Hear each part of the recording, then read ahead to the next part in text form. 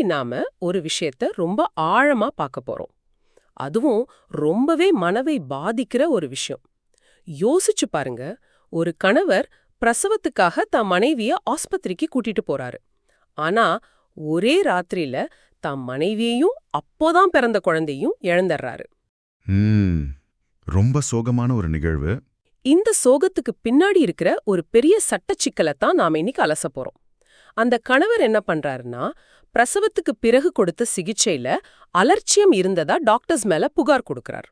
ஆனா இங்க தான் ஒரு பெரிய ட்விஸ்ட். ஆமா, அங்கதான் இந்த சட்டச்சிக்கலே ஆரம்பிக்குது. கீழ் நீதிமன்றம், அதாவது NCDRC, அந்த புகார விசாரிச்சு இல்ல பிரசவத்துக்கு பிந்திய சிகிச்சையில எந்த தப்பும் நடக்கலன்னு சொல்லிடுச்சு. மருத்துவர்களை விடுவிச்சிட்டாங்க. ஆனா அதே தீர்ப்புல சம்பந்தமே இல்லாம பிரசவத்துக்கு முன்னாடி எடுத்த பரிசோதனைகள்ல குறைபாடு இருக்குன்னு ஒரு புது காரணத்தை சொல்லி அவங்களுக்கு தண்டனை கொடுத்துட்டாங்க. இதுதான் இந்த வழக்கின் மையப்புள்ளி. இது சட்டத்துல ப்ளீடிங்ஸ், அதாவது வழக்கின் அடிப்படை வாதங்கள்னு சொல்ற ஒரு முக்கியமான விஷயத்த முன்னாடி கொண்டு வருது.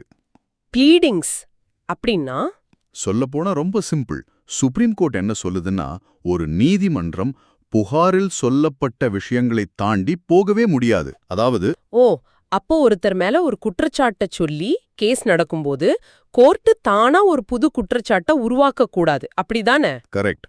அப்படி செஞ்சா பிரதிவாதிக்கு அந்த புது குற்றச்சாட்டுக்கு எதிராக வாதாட வாய்ப்பே கிடைக்காது இல்லையா?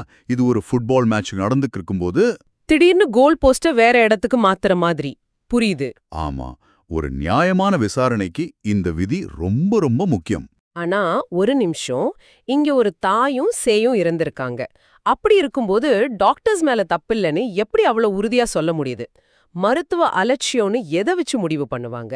இதுக்குன்னு ஏதாவது வரைமுறை இருக்கா? நீங்க Jacob Mathew case, Bolam test பத்தி எல்லாம் குறிப்பிட்டீங்க. நல்ல கேள்வி. இந்த போலாண்ட் டெஸ்ட் அப்படின்னா என்னன்னு சுருக்கமா சொல்றேன். ஒரு டாக்டர் ஒரு குறிப்பிட்ட சூழ்நிலையில செஞ்சது சரியா தப்பான்னு அதே துறையில இருக்கிற மத்த திறமையான மருத்துவர்கள் என்ன செஞ்சிருப்பாங்களோ அதை வச்சு முடிவு பண்றதா அது. ஓகே. இந்த கேஸ்ல சுவாரஸ்யமான விஷயம் என்னன்னா, 1 இல்ல 2 இல்ல, மொத்தம் 5 அலகளகு மருத்துவ நிபுணர் குழுக்கள் இந்த விஷயத்தை ஆராய்ஞ்சிருக்காங்க. 5 குழுக்களா? ஆமா, 5 குழுக்களுமே மருத்துவர்கள் செஞ்சதுல எந்த தப்பும் இல்லைன்னு ரிப்போர்ட் கொடுத்திருக்காங்க. இதுல இருந்து என்ன தெரியுதுன்னா, ஒரு சோகமான முடிவு, அதாவது மரணம் நடந்ததாலேயே அது அலட்சியம்னு ஆயிடாது, சரியா? சிக்கலான மருத்துவ விஷயங்கள்ல ஒரு நீதிபதியோட பொதுவான அறிவை விட அந்த துறையை சேர்ந்த நிபுணர்களோட கருத்துக்கு தான் உச்சநீதிமன்றம் முக்கியத்துவம் கொடுக்குது. சட்டப்படி ஒரு குறிப்பிட்ட கடமை மீறப்பட்டதா நிரூபிக்கப்படணும்னு. அப்போ இந்த வழக்கின் மொத்த பிரச்சனையே கணவர் கொடுத்த உண்மையான புகாரில் தப்பில்லேன்னு NCDRC ஒத்துக்கிட்டு அப்புறம் அவங்களாவே ஒரு புது குற்றச்சாட்டை உருவாக்கியதுதான். மிகச்சரியா சொன்னீங்க. அதத்தான் உச்சநீதிமன்றம் இது ஒரு நியாயமற்ற விசாரணைன்னு சொல்லி தள்ளுபடி பண்ணிருக்கு. சட்டப்படி பார்த்தா இந்த தீர்ப்பு சரிதான். ஆனா கேட்கும்போது ரொம்ப கொடுமையா இருக்கு.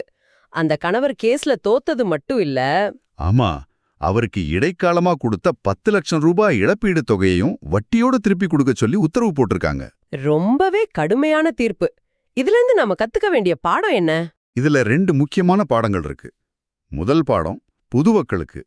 நீங்க ஒரு புகார் கொடுக்கும்போது உங்க குற்றச்சாட்டுகள் எல்லாத்தையும் முதல் நாளே ரொம்ப தெளிவாவும் முழுமையாவும் சொல்லிடணும். எதையும் விட்டுடக்கூடாது. 2வது பாடம், அது சட்ட வல்லுநர்களுக்கு. வழக்கின் அடிப்படை வாதங்களோட புனிதம் ரொம்ப முக்கியம். அதாவது, நீங்க குறிப்பிட மறந்த ஒரு விஷயத்தை வச்சு ஒரு கேஸ் ஜெயிக்க முடியாது. ஒருத்தருக்கு நியாயம் கொடுக்கற பேர்ல இன்னொருத்தரோட நியாயமா வாதாடுற உரிமையை பறிக்க முடியாது. அதுதான் இந்த வழக்கின் அசைக்க முடியாத தீர்ப்பு. இது உணர்ச்சி பூர்வமான நீதிக்கும் நடைமுறை சட்டத்துக்கும் நடுவுல இருக்கிற ஒரு பெரிய இழுபறிய காட்டுது.